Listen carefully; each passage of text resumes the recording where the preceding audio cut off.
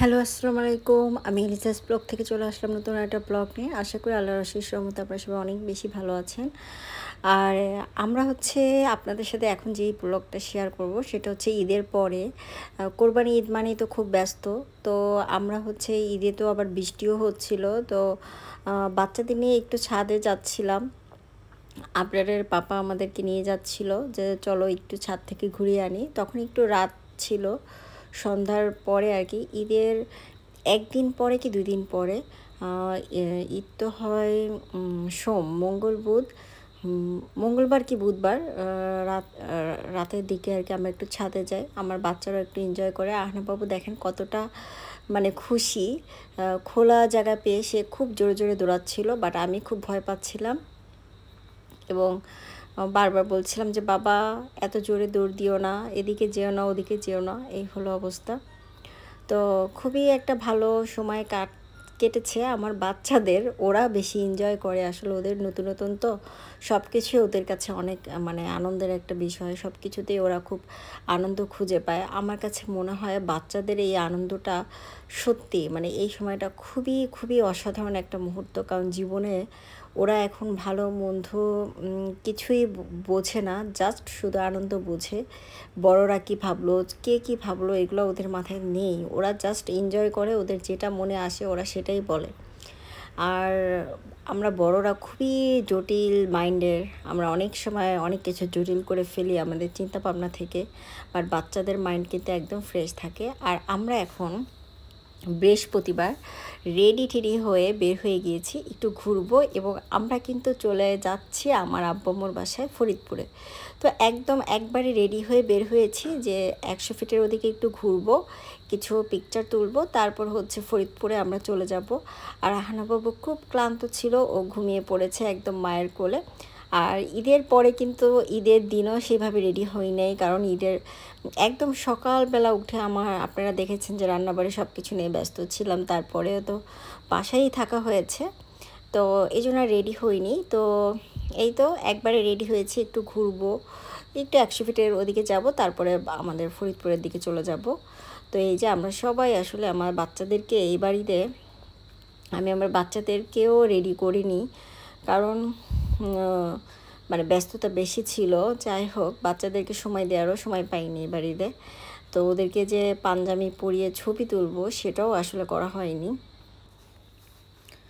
তো এই যে আমি এখন সামনে চলে এসেছি, আমি পিছনে ছিলাম, আপনারের পাপা এখন ড্রাইভ করছে, আর তাই আমি ওর পাশে একটু বসলাম, কারণ খুবই ভালো লাগছে। আর আপনার পাপা ও যখন ড্রাইভ করে আমাকে সবসময় পাশে বসতে বলে, না বসলে আবার রাগ করে। আর এই যে আমার আবরার বাবু আর আহনাব বাবু ঘুমাচ্ছে, তাই ওকে আর নিলাম না ক্যামেরাতে। তো এই যে আমার আবরার বাবু আমার সাথে মানে বলছিল যে আম্মু আমাকেও তুমি ভিডিওতে নাও। তো বাবার সাথে একটু ছবি তুললাম। আর এই যে আমার হিরো মাশাল্লাহ। তো এইটা খুবই ভালো লাগছে, আমি আপনার পাপার পাশে বসে এই ভিডিও করতে খুবই ভালো লাগছে। আর সব থেকে বড় কথা, এত সুন্দর ফাঁকা ঢাকা, ঘুরতেই ভালো লাগছে। চারিপাশটা কোনো জ্যাম নেই, মানে এমনিতেই কিন্তু জ্যাম কম থাকে, বাট আমি তো আসলে অতটা বেরও হই না। তো সবভাবে আর কি মানে গাড়ির ড্রাইভটা, লং ড্রাইভটা কিন্তু খুবই মানে ভালো লাগছিল। তো এই তো ঈদে আমাদের আসলে ভালোই সময় কেটেছে। আর আমার কাছে কিন্তু রিক্সাতে ঘোরা খুব বেশি ভালো লাগে। আমরা রিক্সা ঘোরাটা খুব বেশি এনজয় করি। তবে বাচ্চাদের নিয়ে আসলে বাচ্চা নিয়ে বের হওয়া মানে প্যাম্পাস নিয়ে বের হওয়া, ভিজা টিস্যু নিয়ে বের হওয়া, বাচ্চাদের যত কিছু এই গাড়ির ভিতরে মনে হয় আমার একটা সংসার। এই গাড়িটা মানে আমার বাচ্চাদের আরেকটা বাসা, কারণ বাচ্চা নিয়ে ট্রাভেল করলে বাচ্চাদের সব কিছু সাথে রাখতে হয়। তো এই কারণেই কিন্তু আমি বাচ্চাদেরকে নিয়ে একটু ঘুরতে পারি, কারণ গাড়ি থাকলে আমার কোনো সমস্যা হয় না। আর ইনশাল্লাহ আহনাব বাবু আস্তে আস্তে বড় হয়ে যাচ্ছে, ও বাইরের খাবার যখন খাওয়া শুরু করে ফেলবে তখন তার টেনশনই হবে না। তো এই যে আমরা এখন এই রাস্তায় আমি এর আগে একবার এসেছিলাম, আবার আসলাম।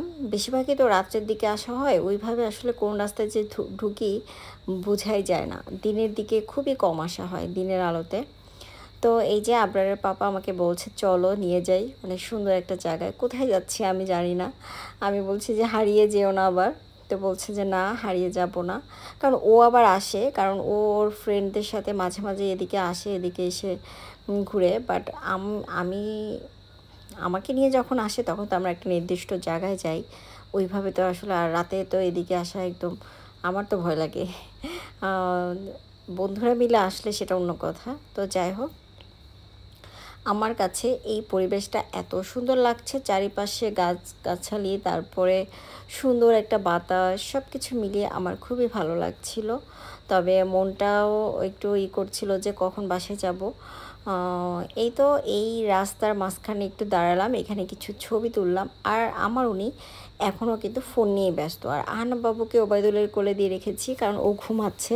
তো ওর ঘুমটাকে না ভাঙতে চাচ্ছিলাম না, বাচ্চাটা ঘুমাইছে যেহেতু। তো বললাম যে ও ঘুমাক, আমরা যাই। তো এই যে আমরা কিছু পিকচার তুললাম, আমি একটু ভিডিও করলাম।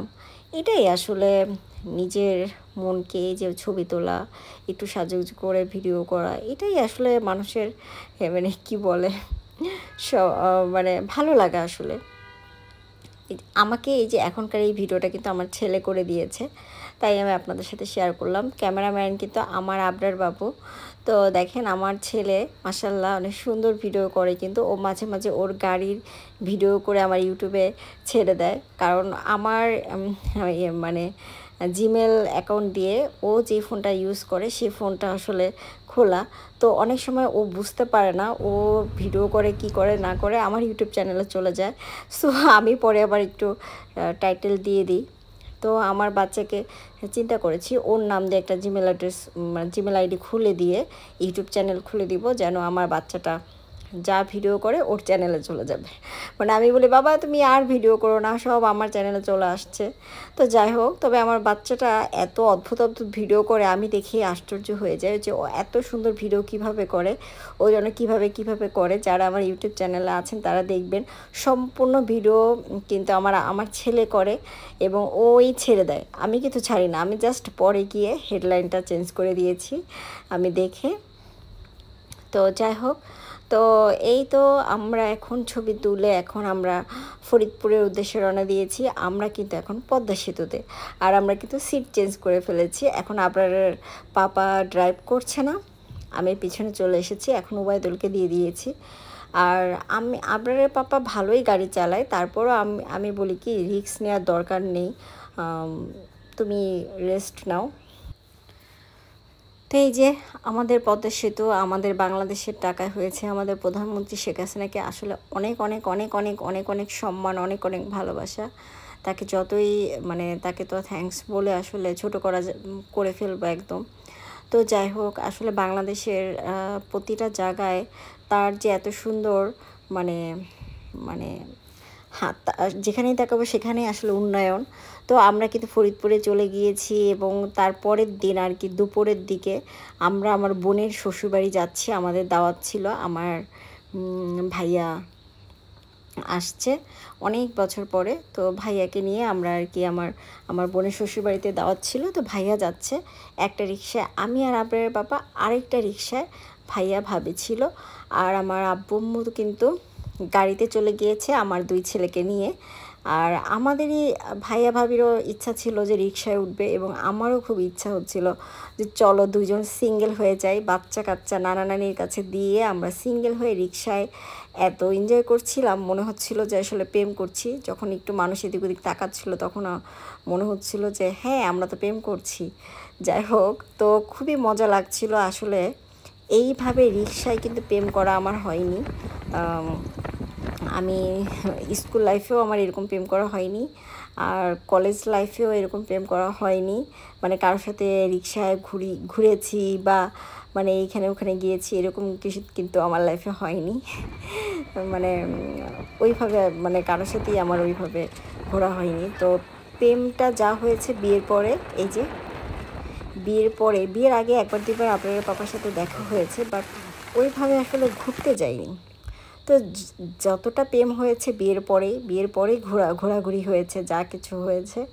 তো আমার লাইফে এই বৃষ্টিতে রিক্সায় ভিজার খুব ইচ্ছা ছিল, যাক আলহামদুলিল্লাহ আজকে আল্লাহ আমার সেই শখটা পূরণ করে দিয়েছে। আজকে যদি বোনের বাসায় দাওয়াত খেতে না যেতাম তাহলে হয়তো বা বৃষ্টিতে একটু ভিজতাম, কিন্তু আমরা যখন যাচ্ছিলাম তখনই আসলে বৃষ্টিটা হচ্ছিল, প্রচণ্ড বৃষ্টি হয়েছিল। তো এই যে এখন বোনের বাসায় চলে এসেছি, এই যে টেবিল ফোড়া খাবার দেখে একদম মানে জিভে পানি চলে এসেছে, এবং প্রতিটা খাবার অনেক মানে টেস্টি ছিল। যেহেতু চুলাতে রান্না করা হয় ওদের বাসায়, খুবই মজা হয়েছিল খাবারগুলো। আরও খাবার আছে। তো এই তো গরুর মাংস, খাসির মাংস এইগুলা আসছে। তো এই তো আমরা সবাই খেয়ে খেয়ে দিয়ে খাওয়া দাওয়া করে আর কি বিকালের দিকে আমরা ঘুরতে চলে এসেছি। আমি আমার আমার ভাইয়া ভাবিকে নিয়ে একটু এদিকে আসছি, বোন জামাই নিয়ে আসলো। তো বোন আর আসেনি, কারণ বোন একটু অসুস্থ ছিল। তো এই তো আমরা ছবি তুললাম, একটু এনজয় করলাম, ভাই ভাবিকে আর আপনাদের সাথে শেয়ার করলাম না। তো আমার ব্লগটা কিন্তু একদম শেষ প্রান্তে চলে আসলো। যদি ভালো লেগে থাকে আমার এই চ্যানেলটাকে সাবস্ক্রাইব করে রাখবেন, লাইক দিবেন, কমেন্ট করবেন, আর অবশ্যই জানাবেন কেমন লাগলো। আল্লাহ হাফেজ।